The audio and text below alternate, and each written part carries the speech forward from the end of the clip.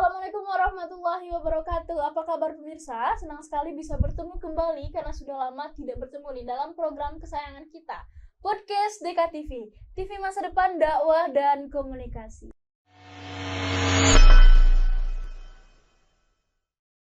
Nah, senang sekali saat ini Hanifah bisa bertemu kembali dengan sahabat DKTV yang berada dimanapun saat ini. Nah, teman-teman, untuk pembahasan kita saat ini, karena sama-sama kita ketahui bahwa teman-teman kita yang berada di Timur Tengah termasuk Palestina itu sedang mengalami bentrokan senjata. Untuk itu kita sudah mengundang seorang pakar yang ahli di bidangnya. Beliau adalah dosen tetap dari Fakultas Sains dan Teknologi Universitas Islam Indonesia, Universitas Islam Negeri Imam Bonjol Padang, maaf teman-teman. Dan juga beliau ini adalah salah seorang lulusan Universitas Indonesia dengan kajian Timur Tengah, dengan kajian Timur Tengah dan Islam Universitas Indonesia itu sendiri. Untuk itu kita sapa saja bersama teman-teman Bapak Muhammad Novan Rizkullah MSI. Assalamualaikum warahmatullahi wabarakatuh, Bapak. Waalaikumsalam warahmatullahi wabarakatuh. Apa kabar Pak hari ini? Sehat. Hanifah gimana, sehat? Alhamdulillah sehat sekali nih Pak. Jadi kan kita sama-sama ketahui nih Pak, kalau Arab Timur Tengah itu sedang mengalami bentrokan senjata dan juga mengalami konflik antara Palestina dan Israel. Itu kan mengalami konflik tersebut dengan historis yang cukup panjang ya Pak, cukup lama. Itu karena kedua kelompok itu, Yahudi dan Arab Timur Tengah itu mengklaim wilayah Palestina itu sebagai wilayah mereka berdasarkan alasan sejarah dan juga kebudayaan dan agama mereka.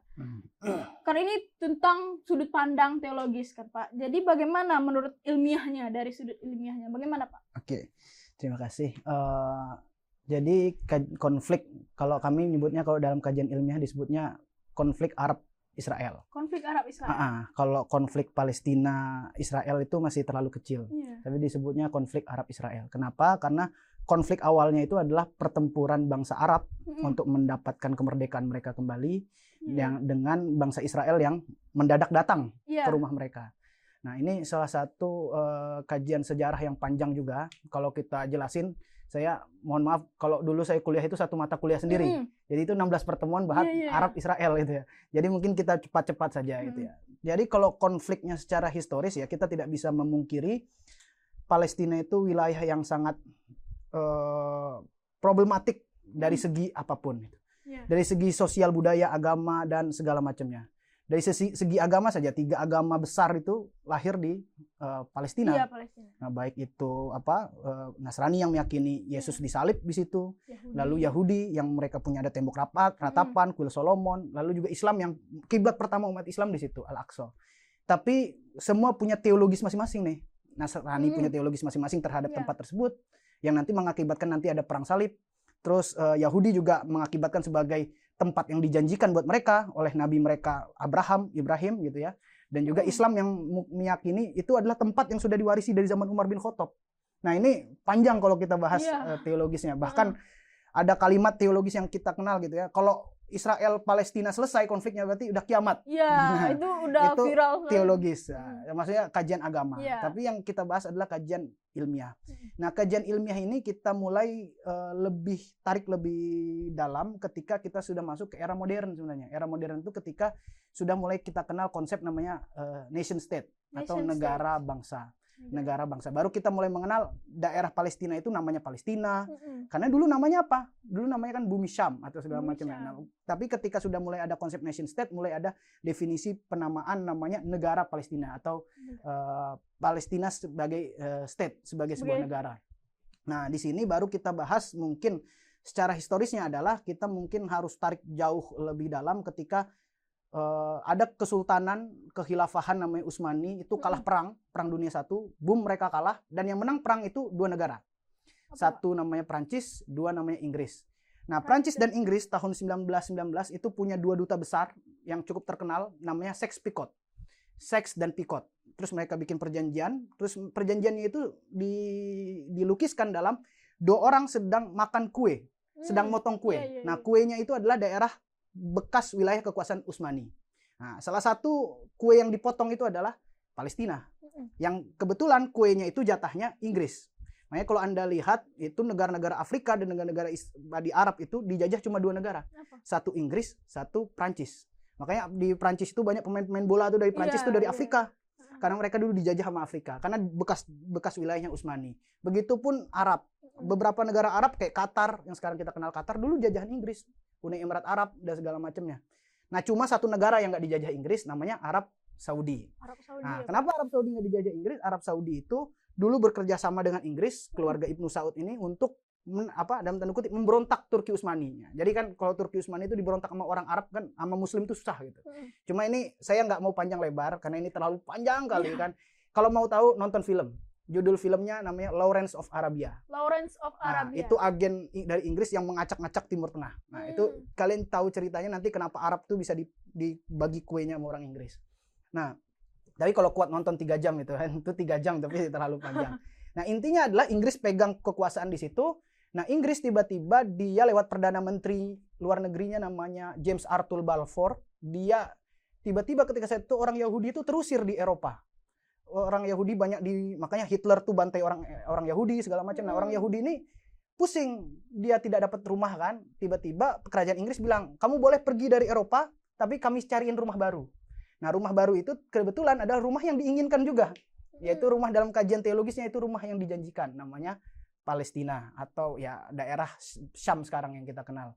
Nah, singkat cerita Inggris berkuasa 30 tahun, tapi 30 tahun dalam tanda kutip itu semacam kayak berkuasa tapi mindahin Yahudi secara diam-diam. Pelan-pelan dia bikin orang Yahudi itu yang awalnya cuma 5% mendadak jadi 20-30% total populasi di itu. Langsung meningkat ya, Pak. Ditaruh rumah satu, digusur orang Palestina satu, taruh oleh Yahudi. Dan itu prosesnya lama, nggak tiba-tiba langsung berdiri negara Israel. Tapi 30 tahun pelan-pelan diselundupkan satu persatu. Sampai akhirnya tahun 47 Inggris sudah capek ngelola Palestina, Inggris sudah capek ngelola orang Arab. Akhirnya Arab itu dibiarkan merdeka masing-masing. Qatar segala macam udah capek dia kelola. Lalu Inggris akhirnya memenuhi janjinya kepada orang Yahudi dalam deklarasi Balfour 1917 bahwasanya orang Yahudi bisa memerdekakan negaranya sendiri dan akhirnya merdekalah Israel pertama kali mendirikan sebuah negara. Persis sekarang 15 Mei hari yang lalu adalah ulang tahun perayaan kelahiran negara namanya Israel. 14 Mei 1948. Itu sekitar berapa tahun yang lalu tuh. Nah, berdirilah negara Israel, tentu yang paling menolak berdiri negara Israel adalah warga asli. Warga aslinya siapa? Adalah orang Arab. Orang Arab itu siapa? Dulu belum ada Palestina. Siapa yang punya Palestina ini? 3 negara yang berbatasan langsung. Negara pertama namanya Jordania. Negara di utara namanya Suriah. Negara yang sampingnya, yang sekarang ada perbatasan Rafah namanya Mesir. Tiga-tiganya mengklaim itu wilayah Arab, wilayah kami. Nah, sedangkan Israel yang baru merdeka itu adalah semacam orang-orang baru yang diselundupkan dari awal. Tapi saya selalu menganalogikan kayak gini. Menganalogikan pakai bahasa analogi yang gampang. Ini agak gampangnya kayak gini. Tiba-tiba ini ada rumah punya orang. Tiba-tiba ada orang datang, dia pengen punya rumah itu. Terus habis itu dia bilang ke orang-orang, "Ini rumah saya. Ini rumah saya." Tapi untuk mengklaim itu benar punya rumah dia panggil seluruh tetangga untuk mendukung itu rumah dia. Nah, tetangganya siapa? Amerika, Perancis, segala macam yang akhirnya mengakui Inggris itu bilang, "Oh, ini emang rumah yang disiapkan buat dia. Kalian tuh cuma numpang sementara aja gitu. Makanya kalian harus pergi." Nah, itu akhirnya terjadi perlawanan orang Arab yang merasa rumah aslinya orang Mesir, orang Suriah, orang Jordan itu marah dan terjadilah perang pertama yang kita tahu hasilnya dimenangkan oleh Israel. Perangnya tahun 47-48. Perang itu ada 2 perspektif. Kalau buat orang Israel itu disebut Independence War, perang kemerdekaan. Jadi orang Arab itu dianggap sebagai penjajah yang bikin menjajah mereka. Mereka ingin merdeka sebagai Israel. Tapi buat orang Palestina itu disebutnya Nakba. Kalau dalam bahasa Arab artinya bencana. Nah, itu itu mungkin pengantar sedikit tiba-tiba Israel lahir jadi sebuah negara seperti itu. Berarti Pak, berarti ini bukan sekedar Palestina dengan Israel saja, berarti Arab dengan Palestina ya Pak. Kenapa Pak disebut demikian Pak?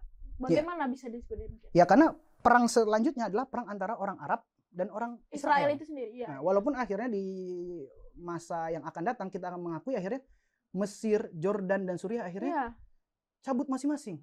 khususnya Mesir sendiri-sendiri ya. jadinya, Pak. Apalagi setelah datang negara-negara barat seperti Amerika itu lewat perjanjian Camp David. Jadi Mesir nih salah satu negara yang paling dulu cukup dikagumi. Bahkan presidennya namanya Gamal Abdel Nasser. Gamal Abdel Nasser itu dia pernah datang ke Bandung ikut konferensi namanya Asia Afrika melawan penjajah.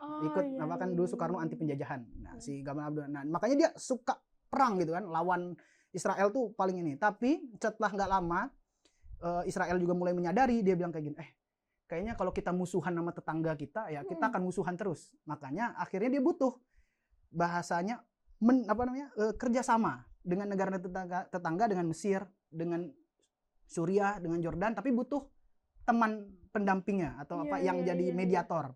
Nah, mediatornya biasanya adalah Amerika Serikat. Terbukti tahun 73 Mesir mengakui berdirinya Israel, padahal dulu Arab tuh anti Israel.